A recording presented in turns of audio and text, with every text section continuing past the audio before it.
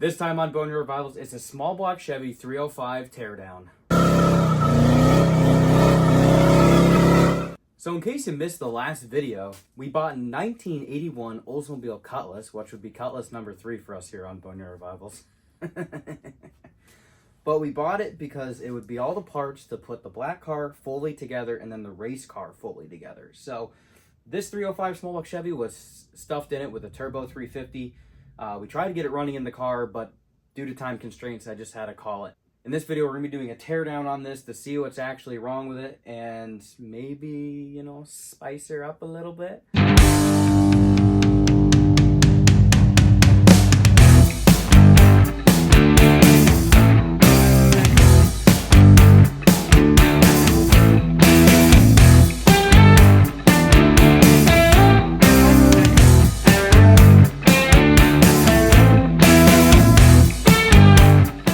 Well, that might have just been a record with that thing. I think we had that out in probably, I don't know, hour and a half, something like that. Oh, yeah.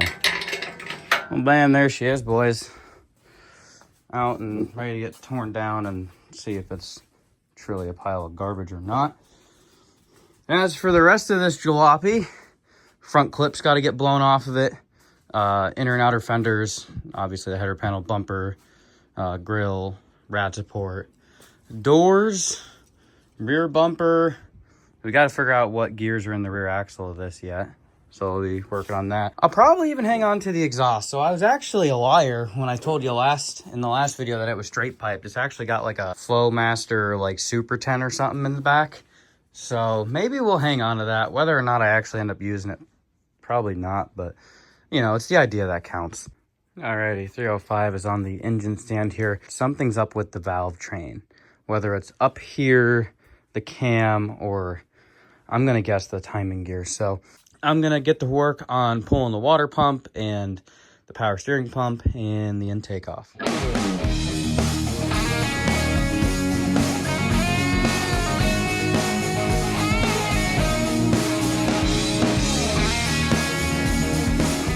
Let's go ahead and give her our typical scrub down, because once we do go through this thing, I might actually clean it up, paint it, make it look, you know, nice. And I won't be in a rush for this one because, well, I don't need the race car to run, so we'll clean her up real good, and then we'll start slowly taking it apart and seeing what's wrong with it.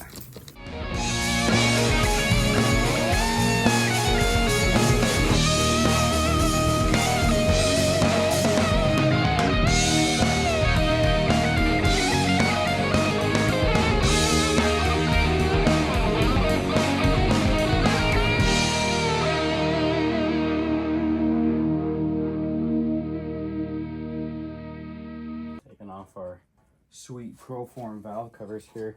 Is it crazy to me that these are like $100 valve covers now? I can't get over that. Too bad these ones are a little rusted up, but then again, if I just clear them, I could say that they're patinaed, right? Instead of being worth $100, they're now worth like $300. They sealed this one pretty good, eh? Nope, not good enough for Robert. Okay. As you guys know, I tend to use a lot of silicone.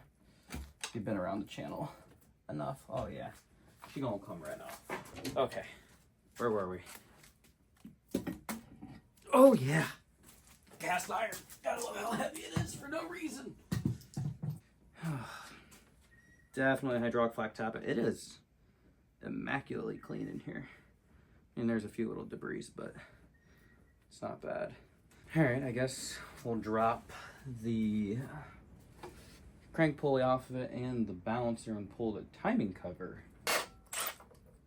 Oh yeah, beautiful. Oh, pulling our drain plug out here.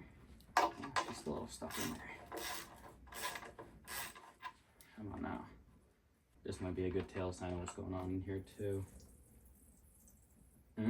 There was a little bit of water there. A glob of something just popped out. Okay. Is that RTV? I guess that might have leaked at some point. One thing I did notice is the oil seems fresh, especially in the last video. If you watched the last video, when it, you know, profusely dumped all over the floor because the last guy that did an oil change on it didn't put the gasket on it. I am seeing a little bit of flake there. I mean, it's nothing like out of the norm. All right, should be ready to just pull this off here. I always lubricate the threads on these. It'll help them live a little longer.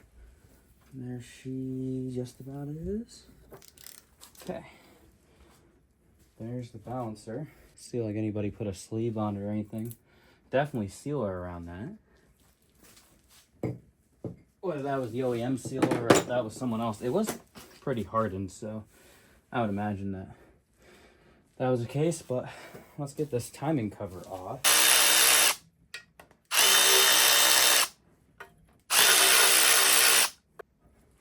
Now the only issue is that technically I almost need to drop pan bolts out of it.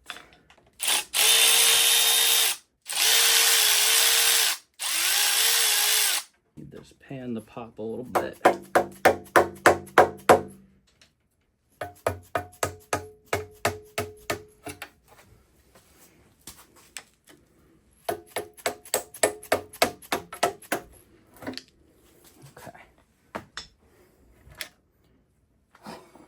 Oh. 2 for 2 on those, man. I called it.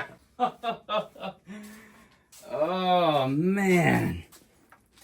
Same thing happened with the 283. We got these nylon gears in here that are just absolutely junk, and they destroy themselves. So the good news is that this was most likely what our problem was, which makes me feel a lot better. Obviously, if we're down there, we're still going to want to take a look at the bottom end and look at it. The good news is that if I decide not to spend a bunch of money on another timing chain set, I do have the one. I have a double roller set that came out of the budget bill of $350, and I didn't put it on the bankrupt $350 just because I didn't want to take the time to clearance the block because I was in a hurry to get that engine in that truck. So what I'm thinking is that I might actually take the time, clearance this block, and put that double roller on this setup if it works and there's nothing different, which from what I currently recall there shouldn't be. Come to Papa. Oh yeah. Yep. Totally hammered. Check this thing out. Yeah. That's a little whooped. Break them all loose, keep them all where they came from. That's super important. If you're going to be taking an engine apart and you're going to be reusing the same components, especially on these hydraulic flat tappets, 110% recommend. Everything that came out of every single hole needs to go back there. So if a rocker came off, you know, or on the driver's side of the engine, you know, rocker, the exhaust rocker, and the intake rocker really need to stay with that valve. You know, they're mated to it. They've worn to it. If you start throwing stuff around, it does have the potential. Not saying you couldn't get away with it. I've heard stories from guys that they said, yeah, I don't care. I just threw them back in. And if it works for you, man, cool. I you know, I might be pretty stingy on what I do, but some of that stuff I don't mess with, especially with these flat tappets nowadays. Yeah, like these lifters, like if you were to reuse this cam and lifter set, 110% recommend. Every single lifter that came off of that same lobe, that it goes back to it. Otherwise, you might have disaster. And again, I've heard stories where guys are like, yeah, I just threw them all back in and it was what it was. But longevity-wise, and just from what I've seen, I'd rather not take that chance. Pulling all of our push rods out. I'm going to lay them down the same way they came out in case for whatever reason we end up throwing all this stuff back in it. But like I said, my game plan is to not reuse this stuff if I don't have to. Pulling off our plate here for the fuel pump and extracting our rod if it wants to actually come out. Jeez.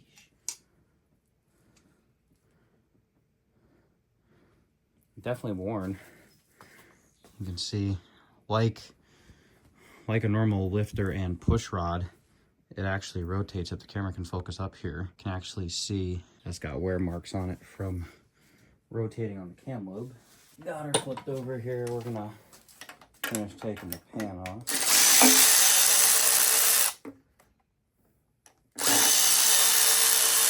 Another 2-bolt main here.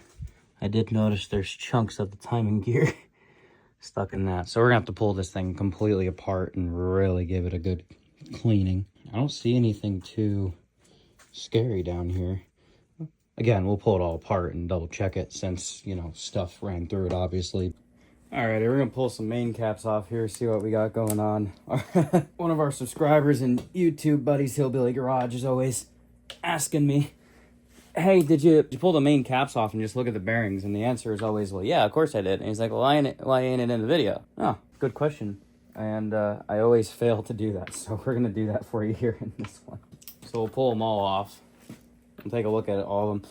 That's always a good idea too, especially considering that the timing chain did come apart. You'd rather not throw it all together and then have it wipe the main bearing out because, you know, you didn't look at that stuff. So we'll go ahead, take a look at them. If they look good, well then, you know, she's gonna get tossed back together here. Definitely worn.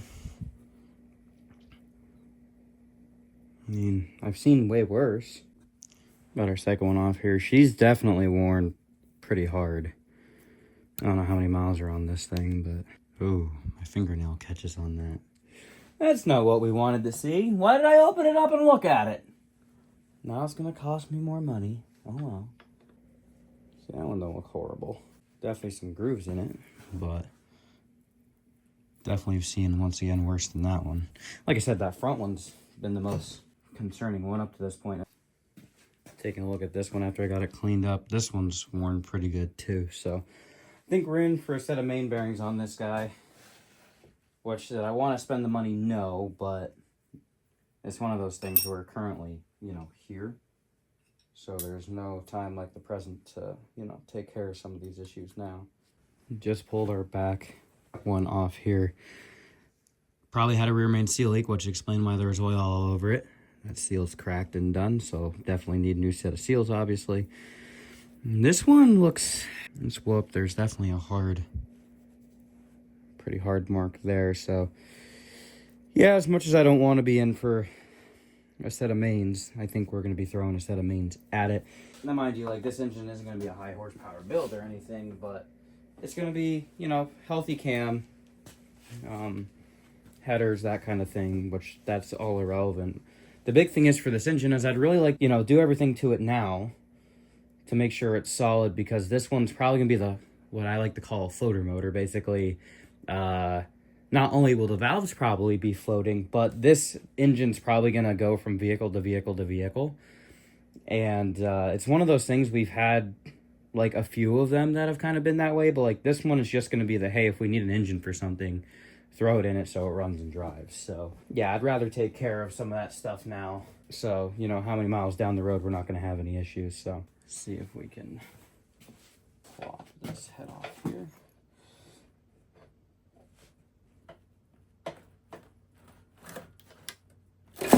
Okay. Get off that belt pin. Oh, there she goes. Oh yeah, little doggy dishes, eh? With the crappy steel shim gasket. Oh yeah, beautiful, beautiful. Those make tons of horsepower. Although this 305, it was 8.5 to 1, which, I mean, you know, typical smog era stuff, but we plan on changing that.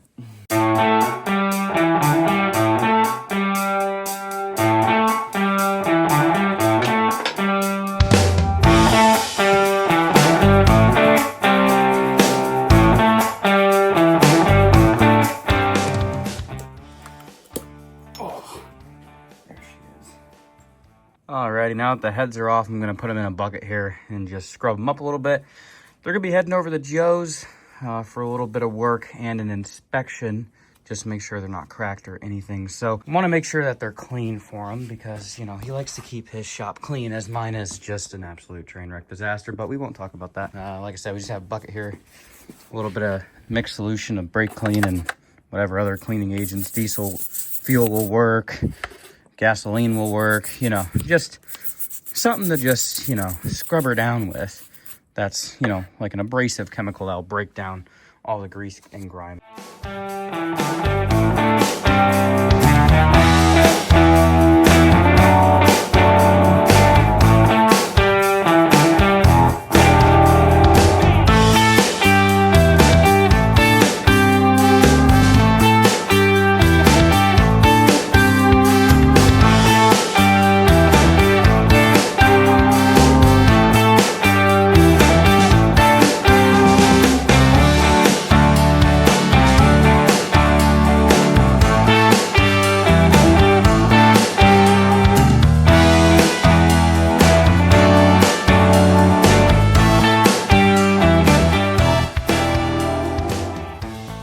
Alrighty, taking a look at some of these bearings for our rod bearings.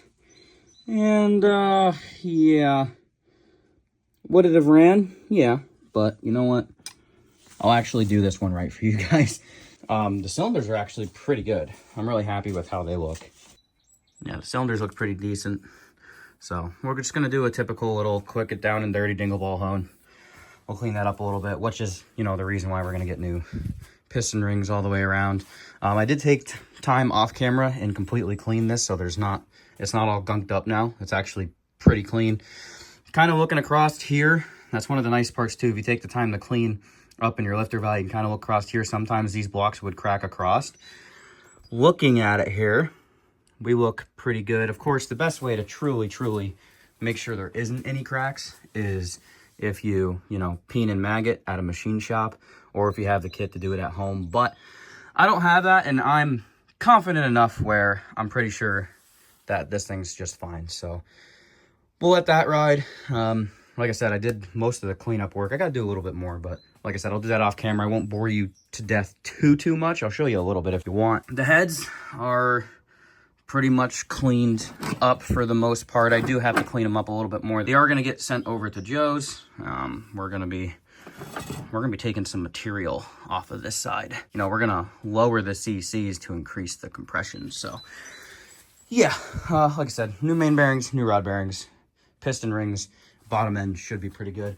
I will take the time too. We're going to clean this crank up. I'm going to go through all of these oiling passages with some brake clean and a brush. Also, we do have the oil pump out of it because the timing gear decided to grenade itself. I'm going to pull this apart and we're going to make sure that this is perfectly clean, ready to go back in. I'll probably replace this guy because I took the air hose and was literally blowing. Oh, see, there's a chunk there. I was blowing chunks out of this thing. So we want to make sure that there's nothing in that could possibly sneak through, get to the pump. So we'll replace this guy and might even do some oiling mods here because we're already at this point. I might not open these up a bunch, but just give them something a little better. Maybe come in here and just kind of take away that edge so the oil will flow a little better. We're also going to do the same to the block. These castings back here, all of this material, we can remove all of that. And then I'm going to do these two as well. And then I also got a clearance because the double roller is going on it. So bunch of work to do. You'll have to stick around. We'll be doing all of that in the next video. So if you guys are excited to see that, make sure you're subscribed. Remember to get out in the shop and start wrenching on your projects. Your dreams will not work unless you do. And if you are working on something in the shop, let me know what you're working on. I'd love to hear it. Anyways, that's going to wrap up this episode here on Boneyard Revivals. Thank you guys so much for watching, and we'll catch you next time when we're slapping this thing together and making some horsepower. Take care. This time on Boneyard Revivals, it's a small block Chevy I almost said 350. It's not a 350, it's a 305. Garbage.